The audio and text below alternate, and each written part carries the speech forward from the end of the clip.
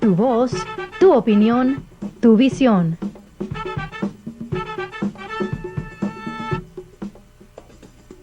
Las opiniones expresadas en este programa son exclusivamente de los participantes y de ninguna manera reflejan las opiniones de BronxNet o sus patrocinadores.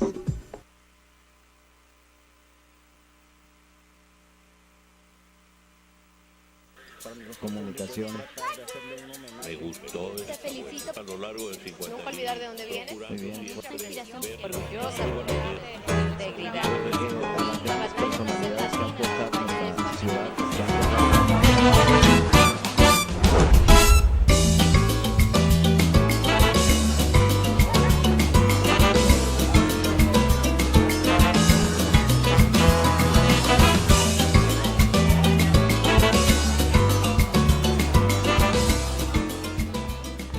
La Mesa Redonda y Concilio Nacional Dominicano-Americano es una organización no partidista y sin fines de lucros en la búsqueda de unir diferentes voces de origen dominicano en los Estados Unidos. Manténgase sintonizado porque esto y más le presentaremos en esta edición de Diálogo Abierto.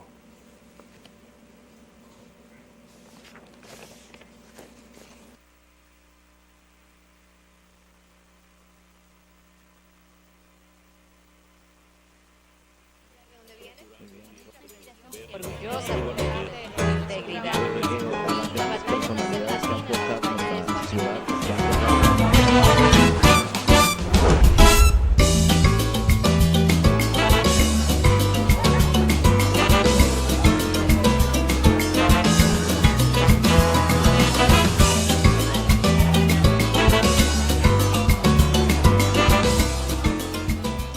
Hola y muy buenas noches a todos. Soy Ramón Rodríguez y ustedes están viendo a Diálogo Abierto, un programa para la comunidad hispana donde información necesaria se provee y donde le pedimos que se puedan involucrar desde sus casas. Hoy es miércoles 5 de enero y recuerden, queremos saber de ustedes. Así que mándanos un correo electrónico a dialogoabierto@bronxnet.org o visítenos en el internet al www.bronxnet.org. En el programa de hoy tenemos como invitada a la nueva presidenta de la Mesa Redonda y Concilio Nacional Dominicano-Americano. El enfoque de esta organización es de análisis, planificación y acción para avanzar el desarrollo educacional, económico, legal, social, cultural e intereses políticos del dominicano en los Estados Unidos. Y ahora, para darnos más información sobre esta organización, démosle la bienvenida a la doctora María Teresa Feliciano. Bienvenida, doctora, y gracias por estar con nosotros, de tomar su tiempo para compartir su información acerca de la organización. Pues gracias a Diálogo Abierto por tenernos con ustedes y poder compartir a través de este medio lo que está haciendo y lo que es la Mesa Redonda Dominico-Americana. Sin duda, y además déjeme felicitarla para darle felicidades en el año nuevo, que ahora en realidad comenzamos con este primer programa del 2011. Díganos, ¿cómo fue o qué fue lo que creó la incentiva para formar esta organización que, según tengo entendido, lleva ya algunos 13 años de existencia? Exactamente, hace aproximadamente 13, ya vamos en el 14 año, un grupo de visionarios, podríamos decir, de aproximadamente 200, el grupo final, se reunieron en Miami y básicamente para estos individuos la hora de representación para los dominicanos a nivel de nación, de Estados Unidos, y también una voz unificada de los dominicanos ya había llegado. Se reunieron después de un fin de semana, conversar la dinámica del crecimiento de este grupo emergente. En aquel entonces se contaba con aproximadamente quizás 1 millón de dominicanos en los Estados Unidos. Ahora el número ha doblado, por supuesto. Sí, Pero estos individuos viniendo de diferentes estados, de Rhode Island, New York, Florida y demás, pues decidieron formar lo que es hoy la Mesa Redonda, precisamente con la intención de lo que dice la descripción ahora de la organización, de representar, de ser una voz dominicana. Como sabrá, los seres humanos somos criaturas sociales, de organización. Sí, sin duda. Y en una sociedad como esta, en una sociedad democrática, realmente los gobernados deciden o toman decisiones sobre sus vidas, sobre cómo se producen alimentos, producen materiales, cómo se hacen negocios, cómo se hace política. Y esto se hace realmente a través de organizaciones como esta, en las que individuos con intereses comunes, con intereses parecidos, ya sea género, trabajo, trasfondo religioso, pues se reúnen en instituciones o organizaciones como esta y hacen contar o tomar en consideración sus derechos. Es básicamente lo que se intentó hacer con la Mesa Redonda Dominico-Americana. 13 años después, pues se han logrado varias cosas a través de la organización. Uno de los logros a notar fue, no sé si recuerda, cuando se discutía el CAFTA, sí, el Tratado de Libre Comercio. Pues esta organización fue instrumental en que se incluyera la República Dominicana entre los países que estaban haciendo el tratado. Se han hecho grandes proyectos de registración de votantes, de naturalización. O sea, todo lo que lleva, el hilo que ata aquí, todo lo que hacemos, es empoderamiento y representación de los dominicanos en los Estados Unidos y por ende de los latinos en Estados Unidos. Sí, y pero el liderato en realidad, o aquellos que iniciaron formar la organización, no eran necesariamente comerciantes, ¿no? Eran personas de diferentes ramas. Exactamente, era un grupo de un trasfondo variado. Entre ellos habían educadores, empresarios, líderes cívicos, líderes religiosos. Fue realmente un grupo variado en cuanto a su trasfondo, con el objetivo común de que hubiera una sombrilla, una entidad que representara y abogara por los derechos y los intereses de los dominicanos en este país. Ahora, a través de ese transcurso, de esos 13 años, vamos a decir, en realidad, además de los logros que usted acaba de contar, uno de los logros, me imagino yo, súper importante que ha ocurrido, ha sido la elección de varios ahora dominicanos, aquí específicamente en el estado de Nueva York, y también sé en Nueva Jersey, que tienen un alcalde también ahí recién, pero más recién ahora, en noviembre, eligieron el primer alcalde latino, dominicano, de la ciudad de Providence, Rhode Island. Pues realmente, mira, la representación política es una de las indicaciones más claras y más básicas del crecimiento de un grupo étnico. Sí. Una de las primeras cosas que se comienzan a ver cuando un grupo aumenta tanto en número como en afincarse en un sitio, en los negocios que tiene, la interacción en la sociedad, pero algo muy básico, como dijo una columna, es la representación política. En 13 años atrás teníamos quizás 1 o 2 electos dominicanos en el país. Ahora, en todo el país, a todos los niveles, desde concilios municipales hasta representantes en el Estado y senadores, incluyendo 3 alcaldes, hay 37, 38 dominicanos.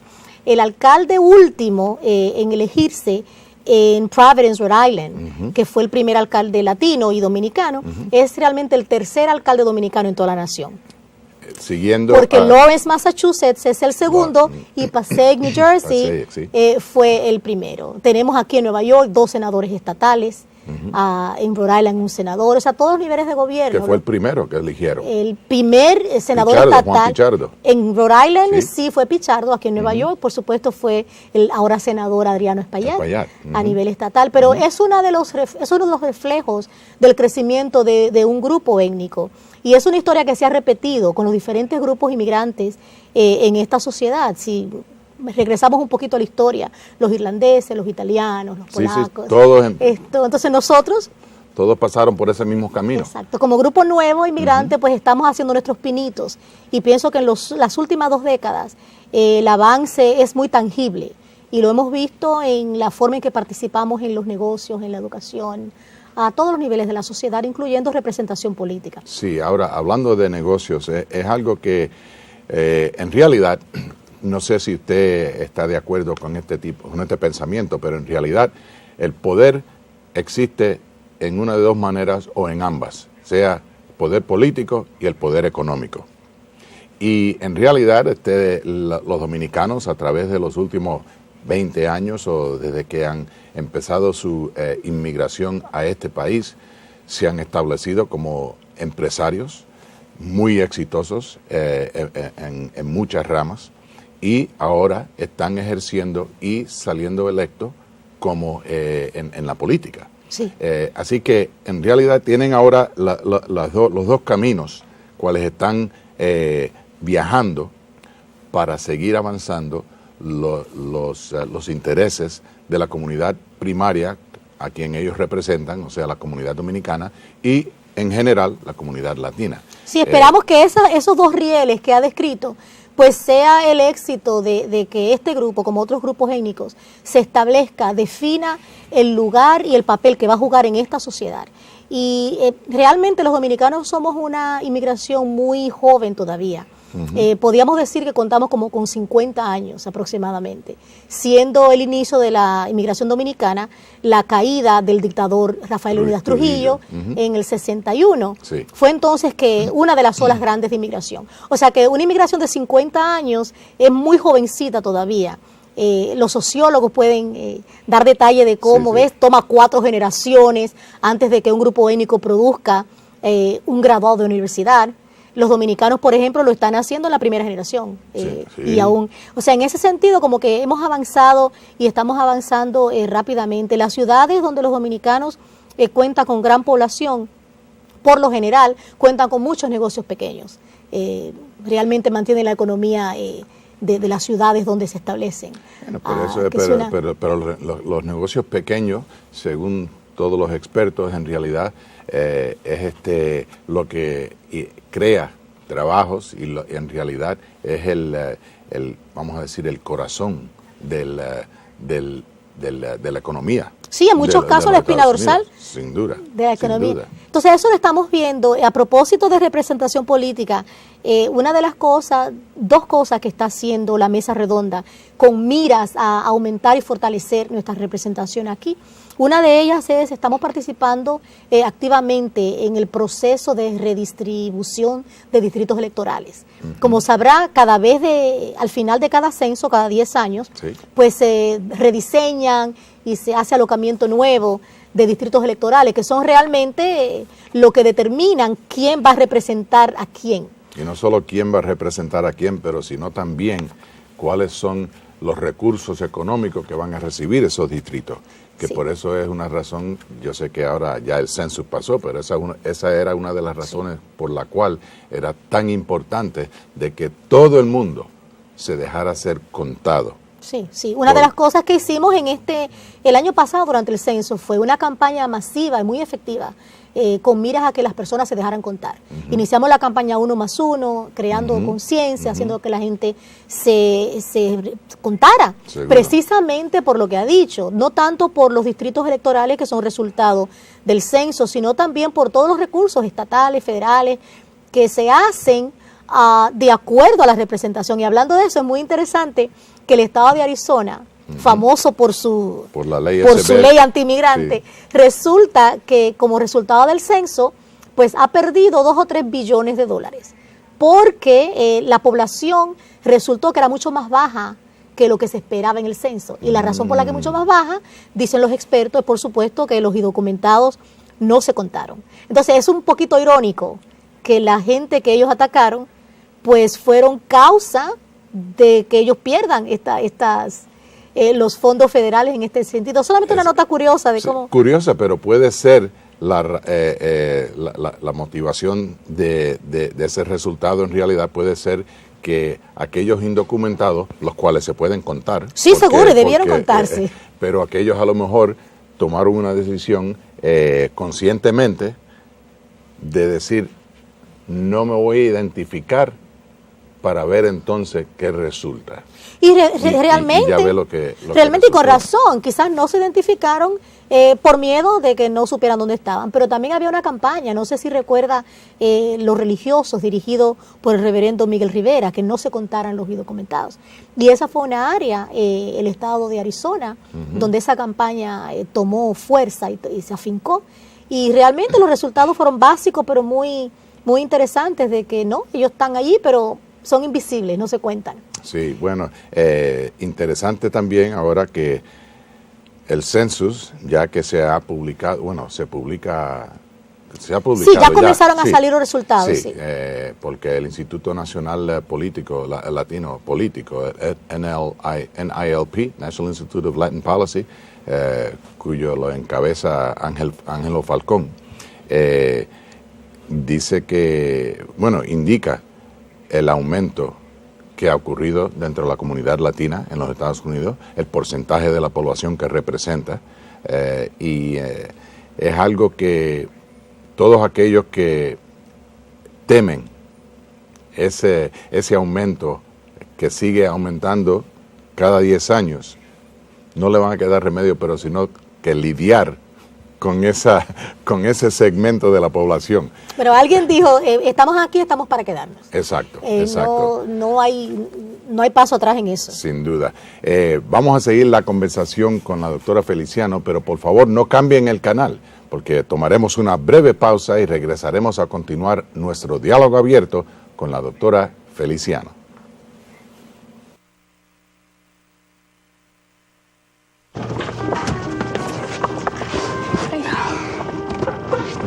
¿Qué demonios es esto?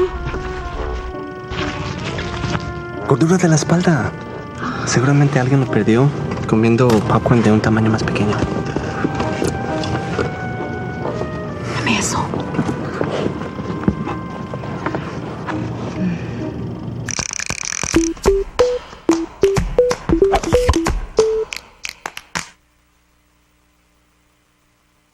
Todo el mundo tiene amigos. Hay amigos para chatear. Amigos con quienes salir un sábado por la noche. Amigos con quienes pasar el tiempo sin hacer nada. Amigos que aparecen el día de la mudanza. Y hay amigos que estarán allí si alguien se está enfrentando a una enfermedad mental. ¿Eres tú uno de esos amigos? ¿Cuáles son los números que importan en tu vida? Tu salario. ¿Tu aniversario de bodas? Los cumpleaños de tus hijos. Si tienes diabetes, el número más importante es tu A1C. A1C. A1C. A1C. El A1C es el número que le dice a tu doctor si tu diabetes estuvo bajo control los últimos 3 meses. Porque si tu diabetes no está controlada, entonces tu corazón podría estar en riesgo. Pregúntale a tu doctor cuál es tu A1C. Pregúntale. Él lo sabe y tú debes saberlo también. Únete a la campaña Ahora sé mi A1C.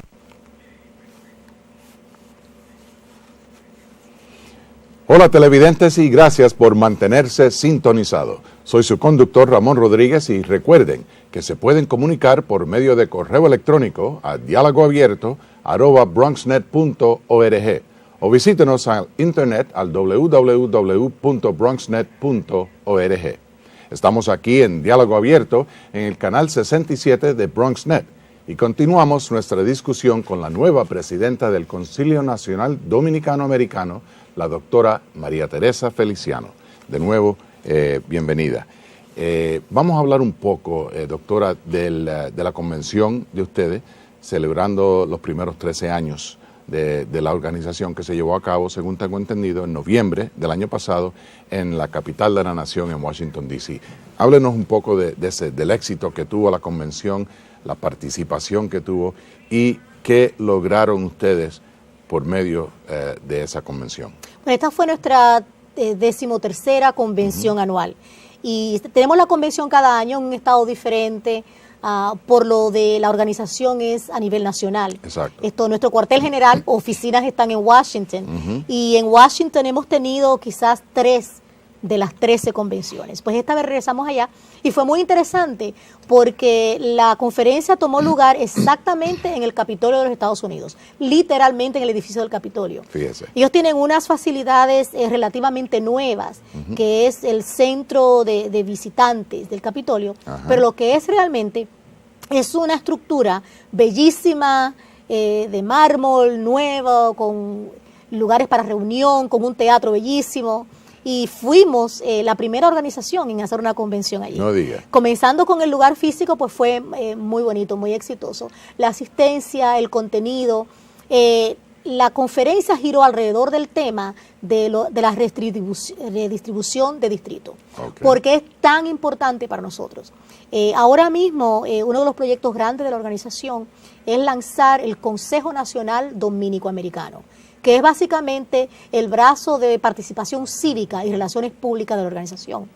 Estará estableciendo concilios locales en las ciudades, aproximadamente 100 ciudades en los Estados Unidos, donde los dominicanos tienen una población significativa. Y hay esa cantidad, algunas de ciudades. 100. Sí, por supuesto. Digo yo, en términos donde los dominicanos tienen ese tipo de presencia. Sí, estamos en aproximadamente la concentración grande en 9 estados, podríamos decir: New York, New Jersey, Pennsylvania, Florida, Washington, Massachusetts, Connecticut, Rhode Island, la Florida, dije. Sí. Entonces, dentro de esos estados, pues están ciudades que son mayoritarias de dominicanos. En términos de la población latina. De la población, sí, no de la población, inclusive. ¿De la población en sí? Sí, 5 de las 10 ciudades en la nación con gran población dominicana están en New Jersey, por ejemplo. Sí. La ciudad de Perth Amboy, la mayoría de la población es latina, y de los latinos los dominicanos son la mayoría. Que es la situación que pasa en Lawrence, Massachusetts, que es una población, la mayoría dominicano, pero latino, pero entonces por consecuencia son dominicanos los latinos. O sea que tenemos la mira en concilios locales en aproximadamente 100 ciudades. El propósito de esta organización a nivel local es porque la agenda nacional de la Mesa Redonda está basada o gira alrededor de estos grupos de personas en las diferentes ciudades. Como conocerá, los grandes logros sociales o cambios sociales que cambia la vida de las personas y el mundo, no son regalos de expertos ni actos de magia, son realmente resultado de una lucha de grupos de gentes organizados. Por ejemplo, la semana de trabajo de 40 horas no fue un regalo de industrialistas ricos que hicieron esto, sino la lucha de los obreros en unión que estaban cansados de trabajar 60 semanas y a 60 horas a la semana y 80 horas a la semana. Y por el pago de 40. Entonces hubo una organización que resultó en la semana de 40 horas. El derecho a votar, el derecho a tener propiedad, el derecho de la mujer a votar, el sufragio femenino, no fueron regalos que alguien dijo, ahora tengan las mujeres esto. Fueron luchas de mujeres que se dieron a la tarea de lograr estos derechos. O sea que esta sociedad está basada... Y más ha llegado a eso también en términos de comparación, los logros de César Chávez. Los de César Chávez, esto que podemos mencionar muchísimos líderes grandes y movimientos grandes que han logrado estas cosas. También podemos notar que detrás de algunos movimientos grandes han habido muchos movimientos pequeños. Por ejemplo, ya cuando el doctor Martin Luther King se lanzó, había muchos líderes afroamericanos que habían hecho muchas cositas. O sea que los logros que hacen la diferencia en la vida de las personas y los grandes cambios sociales están originados por una organización pequeña o grande, por gente que se organiza. Eso es lo que le llaman en inglés grassroots. For the grassroots movement, seguro. Son un grupito de gente que quieren cambiar una situación. Y como dije antes, en una democracia, una verdadera democracia, los individuos, los gobernados, toman decisiones y el gobierno se basa en lo que los gobernados deciden. Así debe ser. Es una forma de gobierno participatoria. Y organizaciones como la nuestra, es una entre tantas, nacen con el propósito precisamente de hacer eso, de que en la sociedad, los objetivos de la sociedad se lleven a cabo a diferentes niveles. Ahora, para seguir llevando esas iniciativas adelante, ¿ustedes han encontrado que le beneficia colaborar con otras organizaciones nacionales, latinas específicamente, que ya están bastante establecidas, vamos a decir por más de 13 o 14 años, por ejemplo, como la Cámara de Comercio Hispana de los Estados Unidos en Washington, La Raza y LULAC y otras organizaciones de por sí? ¿Ustedes colaboran con ellos o los esfuerzos suyos, como son dirigidos específicamente a la comunidad dominicana, ustedes están llevando estos esfuerzos y estas iniciativas hacia adelante exclusivamente y solamente sin colaboración? Un esfuerzo como este de avance y empoderamiento de un grupo latino no toma lugar, no es posible sin la colaboración o la alianza con no solamente con estos otros grupos de lo que forma la gran familia latina en Estados Unidos, sino en muchas ocasiones y dependiendo de los proyectos, en colaboración y en cooperación con otros grupos étnicos que no son latinos. Este es un país, por bendición y a diferencia de otros muchos países, en que somos una mezcla, esto no es una raza, somos una combinación de muchos grupos inmigrantes. No somos una melting pot, sino un mosaico, una ensalada. O sea, que funcionamos con una identidad nuestra y que es muy bueno que sea así, pero no somos islas. Y a menos que no funcionemos y colaboremos con otros grupos de los nuestros étnicos y con otros grupos étnicos, no se puede funcionar. La Mesa Redonda Dominico-Americana tiene lazos muy estrechos con LULAC, con el Consejo Nacional de la Raza, con otras organizaciones nacionales y locales que persiguen los mismos propósitos que nosotros. Sin duda. Doctora, antes que se nos acabe el tiempo, ¿pudiera compartir con nuestro público televidente alguna información de comunicación donde aquellos que estén interesados en saber más de su organización, etcétera, puedan comunicarse? Sí, dos cosas que me gustaría que tuvieran en mente. Uno es, tendremos una ceremonia formal de juramentación de la nueva presidente este viernes 14 de enero, lo tendremos en el Harvard Club. Están invitados, pueden ir información con respecto a este evento y cómo registrarse, cómo inscribirse, pueden ir a nuestra website. Es www.danr.org. www.danr.org. ¿Y un teléfono? Pueden ir a la website. Al website y ahí le dan ahí información. Tiene todo. La otra cosa que es sumamente importante para el área de Nueva York, porque como dije, la conferencia nuestra la tenemos en diferentes estados cada año. Este año será en Nueva York. En Nueva York. Regresaremos a Nueva York después de 2 o 3 años. ¿Y en qué mes? Va a ser en octubre. En octubre. Sí. Fantástico. Doctora, gracias mil por estar con nosotros y compartir una información tan importante para nuestro público y espero verla en otra ocasión aquí en Diálogo Abierto con nosotros. Gracias a usted por esta oportunidad. Sin duda. Y lamentablemente se nos ha acabado el tiempo por hoy de esta edición de Diálogo Abierto, donde nos dedicamos a compartir información con la comunidad hispana. Es un placer visitar con ustedes en sus hogares y darles detalles de ocurrencias y oportunidades en nuestra comunidad. De nuevo, les doy las gracias a nuestra invitada y a ustedes por estar con nosotros. Y hasta la próxima, les deseo muy buenas noches y nos veremos en la próxima edición de Diálogo Abierto. Y feliz Día de los Reyes mañana, 6 de enero.